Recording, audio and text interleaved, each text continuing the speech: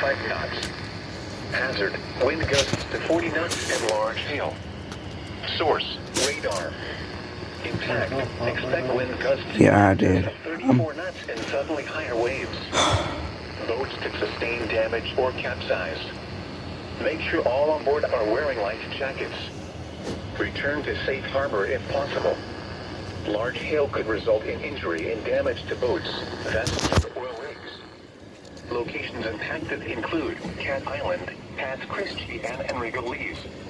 Boaters should seek safe harbor immediately until the storm passes.